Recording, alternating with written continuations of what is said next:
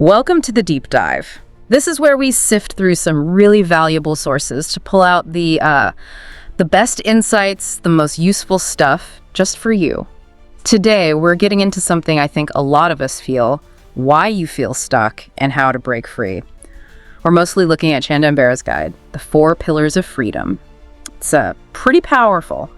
And our mission here, well, it's not just to talk about feeling stuck. Right. It's about getting underneath that, finding some real insights, and maybe more importantly, some actual steps you can take. Exactly. Practical things for anyone feeling trapped, even if you have big dreams, you know what you want to do, but you're just not moving. And we'll use Bera's framework, those 4 pillars: health, wealth, relationships, and purpose. Kind of like our guide map through this. Yeah, it's a great structure. Okay, so let's dive in. I think this feeling is, well, it's almost universal, isn't it? That sense that you're trying, you're working hard, maybe you even know what you want, but you wake up, look around, and it just feels like the same loop day after day. Yeah, the needle isn't moving. Exactly. And those big goals, real financial independence, or finding work that actually means something, or having those easy connected relationships. They feel just over there, out of reach. Like there's some invisible wall. It's so frustrating. It can really get you down. It can. But the key thing, and the book really stresses this, is that being stuck, it's not forever. It's not who you are. Absolutely. It's a phase. And you really do have the power to shift it. And what's fascinating, I think, is that figuring out the real reasons why you feel stuck, off of the less obvious ones, that's the critical first step. Okay. Chandan Bera lays out a few key ones in the 4 pillars, and maybe you'll recognize some of these. One big one that kind of flies under the radar sometimes is fear of change. Right, but not just like, oh, change is scary. It's sneakier than that. Yeah, it's almost like self-deception. Our brains are wired for comfort, right? They like familiar, even if familiar kind of sucks. Yeah. So the guide gives the example of staying in a job you dislike. Logically, you should leave, but the idea of financial instability, even if it's just perceived, feels worse than the slow burn of being unhappy. So your brain clings to the bad situation because it feels known. Exactly. It invents a sense of stability where there might not actually be any long-term stability at all. And this ties right into the next point: negative self-talk and limiting beliefs. Ah, the inner critic. Totally. That voice whispering, "You're not good enough," or "that kind of success isn't for people like you." It builds these invisible walls that feel incredibly real. Yeah, they can stop you before you even start. And the book points out, successful people aren't necessarily immune to this stuff. They just don't buy into it wholesale. They believe they can grow, learn, challenge those thoughts. They don't treat them as facts. Precisely. Then there's the trap of waiting for the perfect time. Oh, I know this one. I'll start the business when, I'll get healthy after. Exactly. We tell ourselves these stories, but Bera points out, when does the world ever line up perfectly? Never. Right. The best time to start. It's almost always now. Think about how many perfect times just drifted by while we waited. Guilty. Okay, what else? Well, finally, and this one's often really underestimated, it's the lack of a support system. The people around you. Yeah. It's incredibly hard to change if your environment is constantly pulling you back, or full of people who maybe unintentionally reinforce your old patterns or doubts. That makes sense. Your surroundings really shape your thinking. Hugely. Sometimes more than we realize. Yeah. So maybe as you listen, you're starting to see some of these patterns playing out in your own situation. Yeah, definitely some food for thought there. So, okay, if those are some reasons we get stuck, what about success and freedom? Because it feels like we're often chasing the wrong things, like an illusion of success. That's a great way to put it. The guide talks about how society, the media, it all pushes external stuff. Yeah. The job title, the car, the bank balance. Right. The visible markers. And yeah, maybe they give you a temporary buzz, but do they really lead to deep, lasting fulfillment? Often not. We see that all the time. Think about those stories, Yeah. Highly successful people, they have everything on paper. But inside, Yeah. empty, stressed out, feeling like something's missing. Exactly. It's a real paradox. You achieve the goal, but it doesn't feel like you thought it would. So how do we square that? Because let's be real, we live in a world where external achievement does matter to some extent. We need to balance that internal piece with, paying the bills. That's the core tension, isn't it? And this is where Bera's redefinition comes in. He talks about success across 4 dimensions, pushing us beyond just the external stuff. Okay. There's internal success. That's your peace of mind, self-acceptance, your emotional resilience, how you feel inside. Makes sense. Then external success, which does include achievements, recognition, financial stability. That stuff matters, but it's seen as part of a bigger picture, not the whole picture. Right. It's balanced. Then relational success, meaningful connections, good support systems, love, the quality of your relationships. And finally, transcendent success. This is about purpose, contribution, feeling like you're part of something bigger than yourself. Okay, so those four work together. It's not choosing one over the others. Exactly. They're interconnected. And the same applies to freedom. It's often misunderstood too. How so? Well, we tend to think of freedom as just, not having restrictions. But the guide digs deeper. It talks about financial freedom, sure, having resources for choices, not necessarily being mega rich. And time freedom, getting to decide how you spend your time based on your priorities, not just demands. Okay, it does make sense. But then there's emotional freedom, being free from being constantly yanked around by worry or regret or fear. Ooh, that's a big one. Huge. And mental freedom. Freedom from those limiting beliefs we talked about, from societal conditioning, from negative thought loops, having mental clarity. Right. Being able to think clearly. Then physical freedom. Yeah. Not just not being sick, but having energy, vitality, being able to do things. The energy to pursue your goals. Yeah. And social freedom. Being authentic in your relationships, not constantly needing approval. And finally, spiritual or purpose freedom. The freedom to pursue meaning, whatever that looks like for you. Creativity, service, growth. Wow. Okay. That's a much richer picture of freedom. It really is.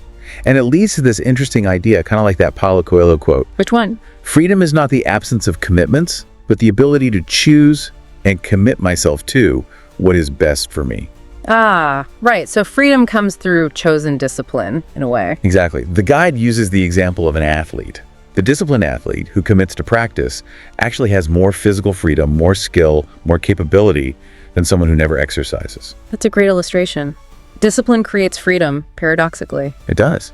And think about Maya, the lawyer mentioned in the source. She had the conventional success, big salary, status, but felt totally drained. Her path wasn't about just quitting. It was about redefining success for her, based on her values like creativity and connection, and then slowly, deliberately realigning her work and life towards that. Maybe starting small within her current role, maybe shifting focus. So it's about making conscious choices aligned with this broader definition of success and freedom. Precisely. Even if it means a different path, maybe even less money initially, the payoff is genuine fulfillment. Okay, this leads perfectly into what feels like the absolute core of this. You mentioned values. Have you ever felt like you're climbing like mad, really putting the effort in, Yeah. only to realize you're climbing the wrong ladder?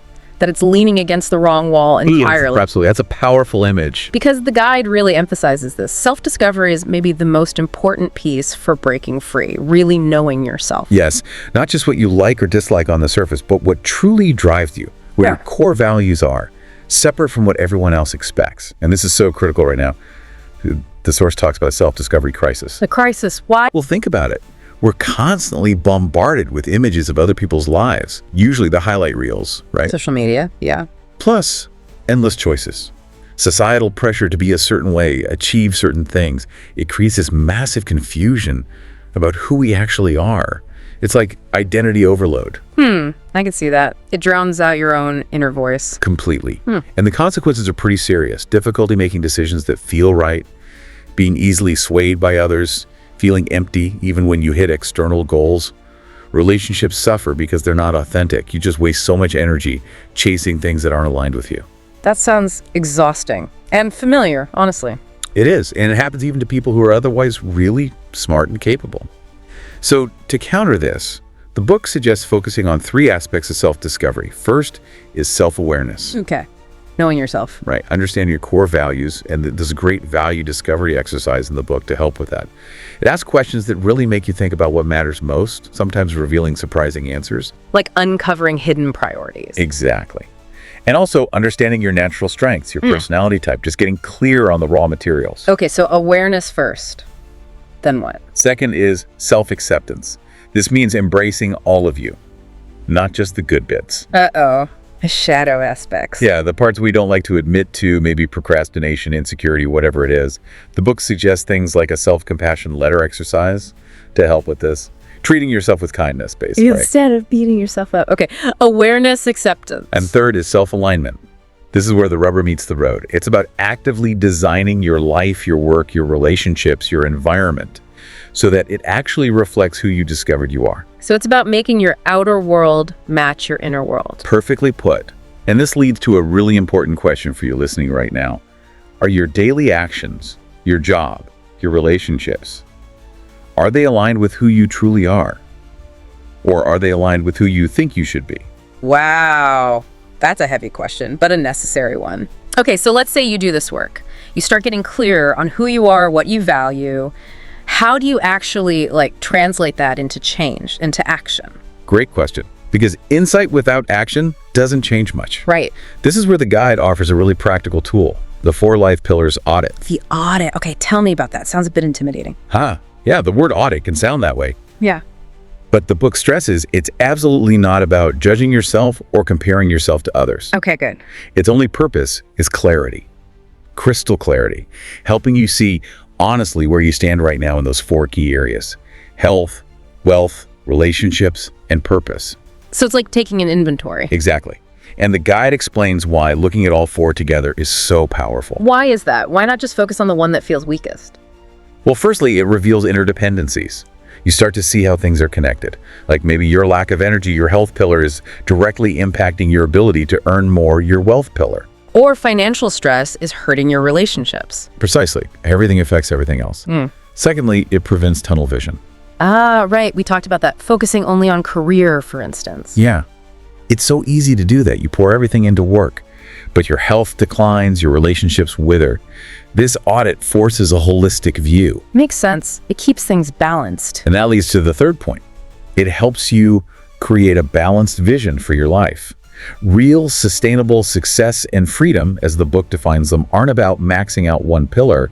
They require harmony across all 4. You're optimizing the whole system, not just one part. You got it. So what exactly does the audit look at within each pillar? It gets pretty specific. For health, it's not just, am I sick? It's physical energy, sleep quality, nutrition, but also mental clarity, focus, emotional resilience, self-awareness. Okay, comprehensive. For wealth, it's income, yes, but also how you manage money, your savings, investments, your progress towards feeling financially independent, whatever that means for you. Right, more than just the paycheck. Definitely. For relationships, it looks at your intimate partnership, if you have one, your friendships, family connections, professional network, your overall support system. The quality of those connections. Yes. And finally, purpose. This covers how fulfilling your career feels, whether you feel you're contributing something meaningful, your commitment to personal growth, and just your general sense of meaning in life. Wow, okay. So you rate yourself in all these areas. Then what? Then you look at the results. Not with judgment, remember, but with curiosity. You'll clearly see your strongest pillars and your weakest ones. And the guide gives some pointers on interpreting that. Yeah, it suggests that if there's a difference of, say, 3 or more points on whatever scale you use between any 2 pillars, that often signals a significant imbalance that probably needs attention. Okay, that's a useful indicator. From there, you can plan your next step strategically. You might use the weakest pillar approach. Focus energy on shoring up the area that's lagging, because strengthening that foundation can lift everything else. Like fixing the wobbliest leg on a table. Exactly. Or you could use the strongest pillar leverage approach. Use the momentum and resources from an area where you're already doing well to help boost a weaker area. Interesting. Using your strengths to help your weaknesses? Yeah. And the crucial thing Bara emphasizes is this isn't a one and done exercise. Yeah, it's ongoing. It's a practice, maybe quarterly check-ins, an annual deep dive. It's about continuous adjustment and growth to maintain that balance over time. Wow. Okay, that was a really thorough deep dive. We've covered a ton. We have. We looked at why we get stuck, those subtle reasons like fear of change, negative self-talk, waiting for perfect timing, lack of support. We redefined success and freedom, moving beyond just the external stuff to include internal peace, relationships, purpose, A much richer picture. a more holistic view. Yeah. And we really highlighted how crucial self-discovery is, knowing your values, accepting yourself, aligning your life, checking that ladder is against the right wall. The essential first step. And then we got practical with the 4 Life Pillars audit, a clear tool to see where you are now across health, wealth, relationships, and purpose, and figure out where to focus. A blueprint for action. Exactly. So this deep dive, it really gives you, the listener, a solid foundation, both understanding why you might feel stuck and some real tools to start making changes. And remember that line from the guide, the difference between people who stay stuck and those who break free is action. That's the key. The moment you decide to take control of your life, everything starts to shift. It starts with that decision to act. Which leads to maybe a final thought or question for you listening. Yeah. If you were to take just one small step today, just one, in one of these colors, health, wealth, relationships, or purpose, what could that be? One small thing. Just one deliberate action. And how might taking that single step, no matter how small it feels, begin to ripple outwards? How might it start to redefine what feels possible for your whole life starting right now? That's powerful. It doesn't have to be massive, just one step. One step. And of course, the journey doesn't end here. There are so many more strategies for building real, sustainable success in each pillar. But that first step, that's where the shift begins. Brilliant. Thank you so much for joining us on this deep dive. It's been fantastic exploring this. We really appreciate you being here with us. Until next time, keep digging deeper.